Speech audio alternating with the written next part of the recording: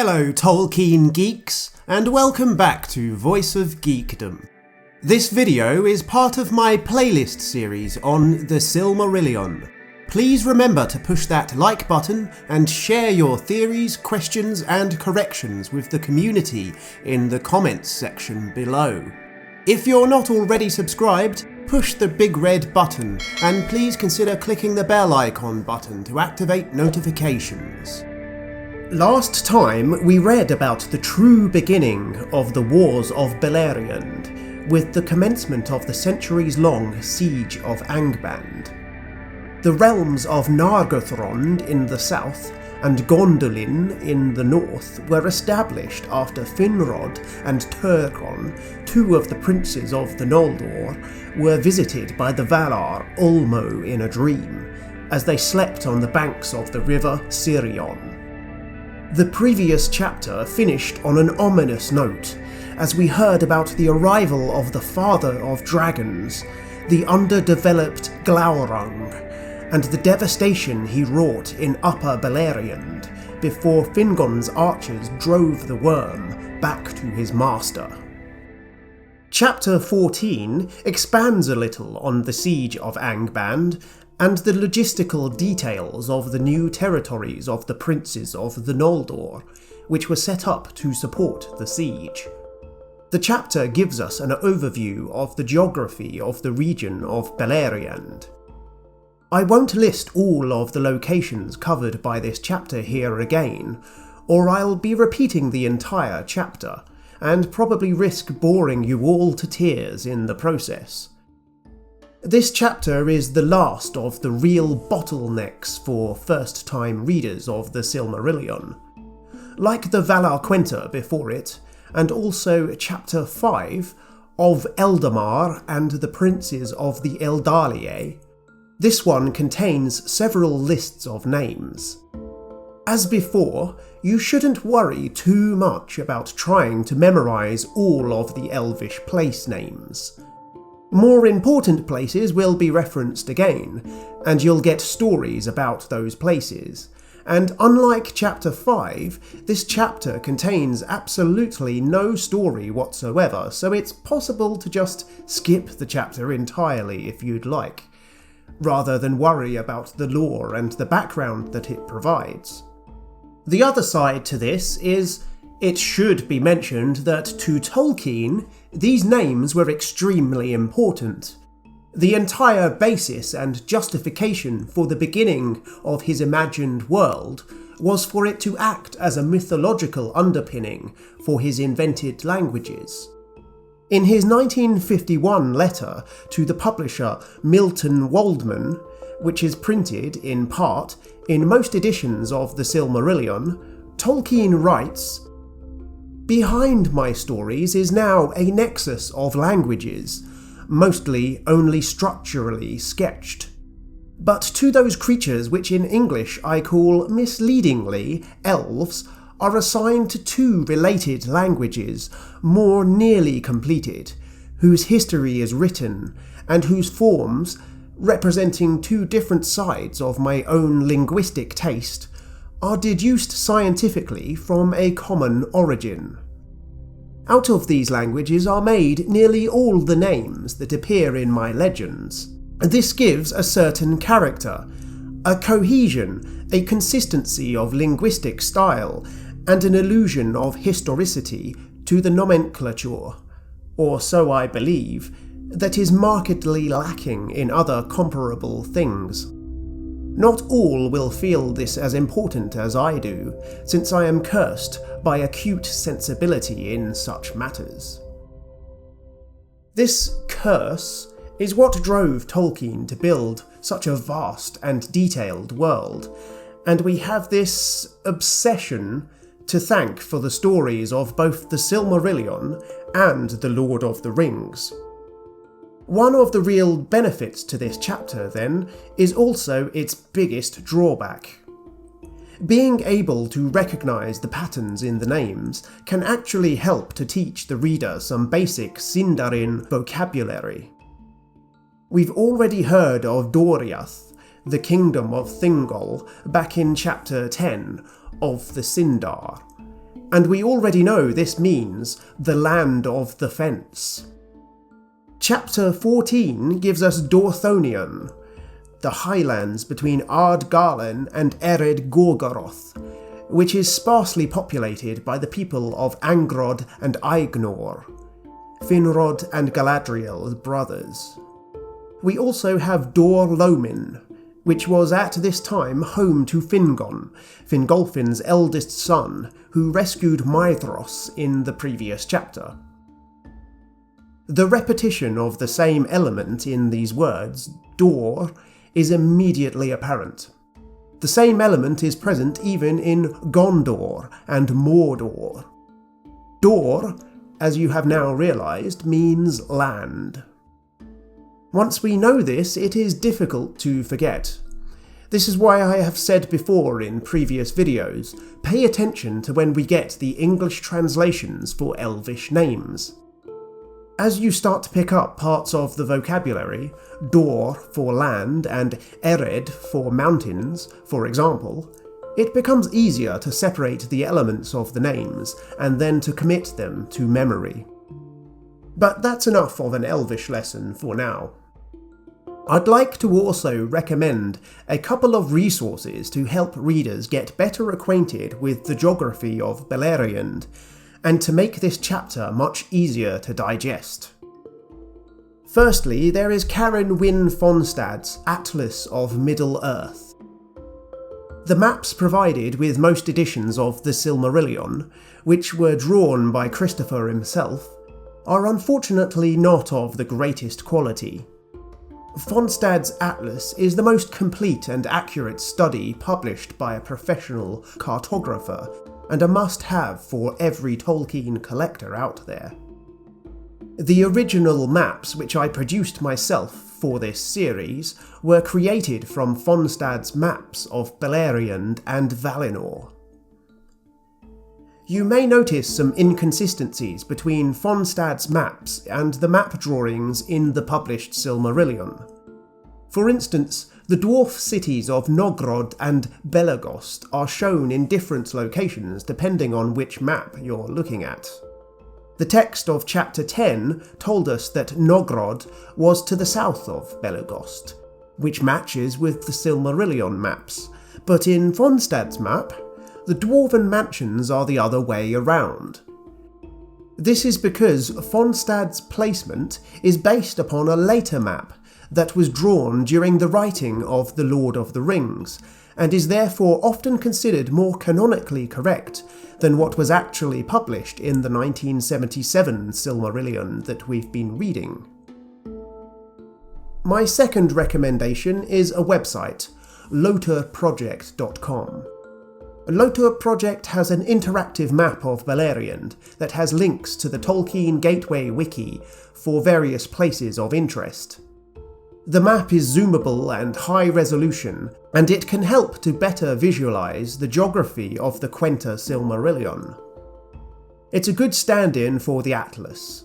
I'll leave a link to that in the video's description. So, we're almost halfway through the story, and as you've probably noticed by now, Beleriand is very different to the Middle-earth that we're used to from The Lord of the Rings.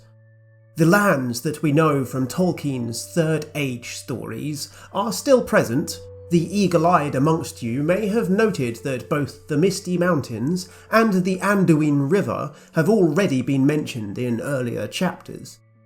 But the Middle-earth you know, Eriador, Rovanion, and the lands of the south, which will later become Gondor, were all still covered in vast forests at this time, and Beleriand seems like a world which is utterly removed from the geography that we know. Actually, it's not that far away from the Middle-earth that you know and love. The Blue Mountains, or Ered Luin, in the east of Beleriand, are the same Blue Mountains that exist in the Third Age on the western coast of the Lord of the Rings map. Something is going to happen at the end of the Quenta Silmarillion, which is going to change the coastline afterwards. Beleriand no longer exists in the Second and Third Ages. In fact, Tolkien left us with an Easter egg on the Lord of the Rings map in the form of the island of Himring, which originally was the Hill of Himring, Maedhros' settlement, which was one of the only pieces of land to remain above water after the end of the First Age. This gives us a convenient landmark with which to line up the two maps. Gil-galad's kingdom of Lindon from the Second Age is all that is left of Osiriand, the land of the Lai-Quendi. The text of this chapter mentions that Lindon is the name that the Noldor use for Osiriand in the First Age. Gil-galad, who famously died of his wounds battling Sauron in the War of the Last Alliance, is one of the Noldor. He will become the sixth and final High King. We'll get to him later on in the Quenta. The maps in your copy of the Silmarillion lack the inclusion of Angband in the north, which is somewhat inexplicable and another reason to invest in Fonstad's Atlas, in my view. The chapter opens with a great description of Angband, though. In the north of the world, Melkor had in the ages past reared Ered Engrin, the Iron Mountains, as a fence to his citadel of Utumno, and they stood upon the borders of the regions of everlasting cold, in a great curve from east to west. Behind the walls of Ered Engrin in the west, where they bent back northwards, Melkor built another fortress as a defence against assault that might come from Valinor, and when he came back to Middle-earth, as has been told, he took up his abode in the endless dungeons of Angband, the Hells of Iron. For in the War of the Powers, the Valar, in their haste to overthrow him in his great stronghold of Utumno, did not wholly destroy Angband, nor search out all its deep places. Beneath Ered Engrin he made a great tunnel which issued south of the mountains, and there he made a mighty gate. But above this gate, and behind it even to the mountains, he piled the thunderous towers of Thangorodrim, that were made of the ash and slag of his subterranean furnaces, and the vast refuse of his tunnellings. They were black and desolate and exceedingly lofty, and smoke issued from their tops, dark and foul upon the northern sky. Before the gates of Angband, filth and desolation spread southward for many miles over the wide plain of Ardgallen. But after the coming of the sun, rich grass arose there. And while Angband was besieged, and its gates shut, there were green things even among the pits and broken rocks before the doors of hell. Angband is located mostly underground, and is surpassingly vast and labyrinthine.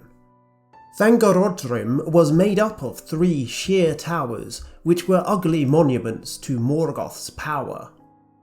It's interesting, if inconvenient, that the Tolkiens, both the father and the son, chose to leave Angband off of the map. We know it's up there, looming over the land of Ardgallen, but actually it's not even part of Beleriand. This chapter makes it quite clear that the borders of Beleriand only extended as far north as the mountains. The Ered Wethrin separated it from the lands of Nevrast and Hithlum, where the Noldor dwelt. To the east, Beleriand extends only as far as the river Gelion, separating it from Thargelion, which was claimed by Caranthir, son of Feanor, and also from Osiriand, where the Green Elves live, and where Beren and Luthien will later retire to upon Tol Galen. Thargelion is Caranthir's land, referred to here as Dor Caranthir. We already had some background on this region and character in the previous chapter, and I intentionally skipped over that part in my coverage at the time. Let's rewind now, for a moment, back to chapter 13. Now the people of Caranthir dwelt furthest east beyond the upper waters of Gelion, about Lake Helivorn under Mount Rhaeryr, and to the southward. And they climbed the heights of Ered Luin and looked eastward in wonder. For wild and wide it seemed to them were the lands of Middle-earth. And thus it was that Caranthir's people came upon the dwarves, who after the onslaught of Morgoth and the coming of the Noldor had ceased their traffic into Beleriand. But though either people loved skill and were eager to learn, no great love was there between them. For the dwarves were secret and quick to resentment, and Caranthir was haughty and scarce concealed his scorn for the unloveliness of the Naugrim, and his people followed their lord. Nevertheless, since both peoples feared and hated Morgoth, they made alliance, and had of it great profit. For the Naugrim learned many secrets of craft in those days, so that the smiths and masons of Nogrod and Belagost became renowned among their kin. And when the dwarves began again to journey into Beleriand, all the traffic of the dwarf mines passed first through the hands of Caranthir, and thus great riches came to him. We've already had a taste of Caranthir's haughtiness, with his mockery of his cousin Angrod, and now here we can see his selfish nature as well. Or maybe just his business acumen, I suppose. Your mileage may vary. But while he was making money off of these unlovely dwarves, he was far from the front lines of the siege, and he wasn't taking part in any of the battles up until the Nirnaeth Arnoediad. A pretty good setup for him, I would say. The siege generally is laid out by family groups. Fingolfin and his sons dwell in the west, in and around Hithlum. The sons of Finarfin control the territory in the middle, Dorthonion and Tol Sirion. The sons of Feanor control the region in the east, the March of Maedhros and the surrounding lands as far as the Blue Mountains. That is really all you need to understand about the siege, and even then, the tales of the later battles will remind you of the important locations. We'll see how the siege ends in a few chapters' time, but next time we will see the continuation of the story of the Noldor in Beleriand. Ulmo will issue more instructions for Turgon, and we'll see more of Galadriel and the other children of Finarfin, alongside Thingol and Melian the Maya in Doriath.